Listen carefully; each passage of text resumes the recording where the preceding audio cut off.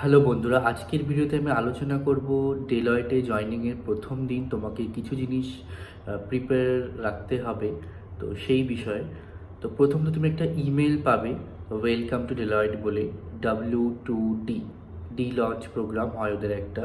জয়েনিংয়ের প্রথম দুদিন ওই রিলেটেড একটা মেল পাবে। তো এই মেলটা যদি তুমি এখনও না পেয়ে থাকো আর তোমার জয়েনিং ডেট যদি খুব কাছে থাকে, তাহলে অবশ্যই তোমার রিক্রুটারের সাথে কন্ট্যাক্ট করো, বিকজ এই মেলটা ইজ ভেরি মাচ ইম্পর্টেন্ট। আগের ভিডিওতে আমি এই বিষয়ে ডিটেইলি আলোচনা করছি। ডেলয়েটে জয়েন করা is like a dream come true. এটা প্রত্যেকেরই ড্রিম থাকে যে ডেলয়েটে কাজ করব। তো আমারও সেরকম একটা ড্রিম ছিল। আমি এর আগেও ইন্টারভিউ দিয়েছিলাম দুবার, তবে রিজেক্ট হয়ে গেছি। তো তুমি প্রথম 1 সপ্তাহ আগে জয়েনিংয়ে কি 2 থেকে 3 দিন আগে একটা মেইল পাবে, যে মেইলটার সাবজেক্ট লাইন হবে যে ওয়েলকাম টু ডেলয়েট W2D, এরকম কিছু একটা লেখা থাকে।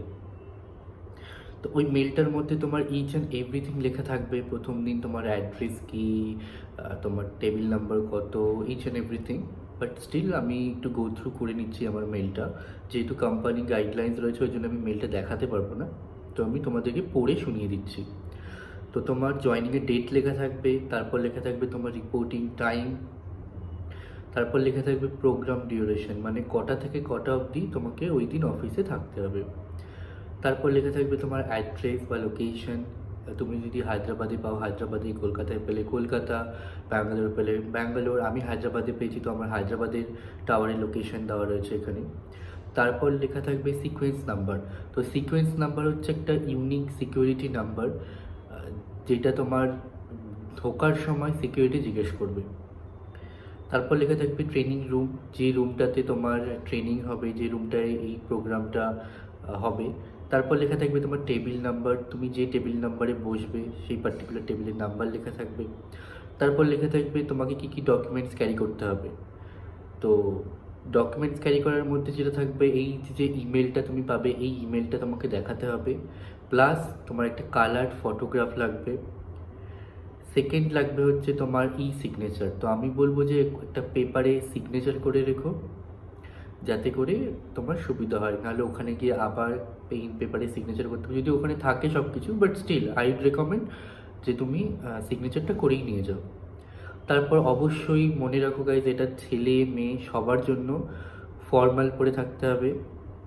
Business formal is mandatory. কোনো জিন্স প্যান্ট বা ওই ডিস্ট্রেস জিন্স বা T shirt, polo T shirt এইসব কিন্তু পরলে চলবে না। তোমাকে প্রপার ফর্মাল ড্রেসে থাকতে হবে। Same goes with the female as well. মেয়েদের জন্য ইন্ডিয়ান ফর্মালও অ্যালাউ রয়েছে, যেমন শাড়ি, সালোয়ার স্যুট এইসব, প্লাস বিজনেস যে ফর্মালগুলো থাকে। তো এটাই তোমার প্রথম দিন এটা থাকবে এই মেলটার মধ্যে।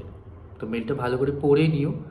প্লাস এরপরে তুমি আরও একটা মেল পাবে, যেখানে তোমার বাডি রিলেটেড থাকবে। বাডি মানে হচ্ছে যে প্রথম 1 মাস জয়নিংয়ের প্রথম 1 মাস তোমাকে গাইড করবে, তোমার ম্যান্ডেটারি ট্রেনিং নিয়ে, তোমার সমস্ত আইডি ক্রিয়েশন নিয়ে, ইচ অ্যান্ড এভরিথিং নিয়ে ওই বাডি তোমাকে গাইড করবে। আর বাডি হবে হচ্ছে তোমার সেম লেভেলের পজিশনের অথবা তোমার থেকে সিনিয়র, যে টিমে তুমি যাবে সেই টিমেরই। আরেকটা মেইন যেটা বলার সেটা হচ্ছে, গাইজ, আমি কোনো সফটওয়্যার ইঞ্জিনিয়ার হিসেবে জয়েন করিনি, না আমি কোনো অডিট অ্যানালিস্ট হিসেবে জয়েন করেছি ডেলয়েটে। তো এরকমটা একদমই না যে তোমাকে বড় বড় কোম্পানিতে কাজ করতে গেলে বিটেক পড়তে হবে বা এমটেক করতে হবে। এটা কিন্তু সম্পূর্ণ ভুল ধারণা। প্রত্যেকটা কোম্পানিতে প্রত্যেকটা ডিপার্টমেন্ট থাকে, সেটা তোমার আইটি রিলেটেড থেকে শুরু করে chat process, email process, normal voice call process, each and every department থাকে। Content moderator, content writing, FMCG, যেরকম ডেলয়েটে আছে এফএমসিজি ডিপার্টমেন্ট ডেলয়েটে রয়েছে। তো এরকম প্রচুর ডিপার্টমেন্ট থাকে।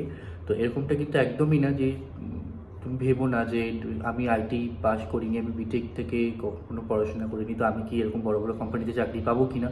অবশ্যই তুমি পাবে। তুমি যে ফিল্ডে চাকরি করো সেই ফিল্ডেরই তুমি জব খোঁজো। প্রত্যেকটা বড় বড় কোম্পানির কেরিয়ার পোর্টাল থাকে বা লিঙ্কডইন থাকে, নকরি থাকে, ওখানে সার্চ করো, ওখান থেকে অবশ্যই তুমি পাবে। ধন্যবাদ, আজকের ভিডিওটা এইটুকুই ছিল। বাকি কিছু মিস করে থাকলে অবশ্যই কমেন্ট সেকশানে জিজ্ঞেস করো, আমি তোমাদের রিপ্লাই দেওয়ার চেষ্টা করব।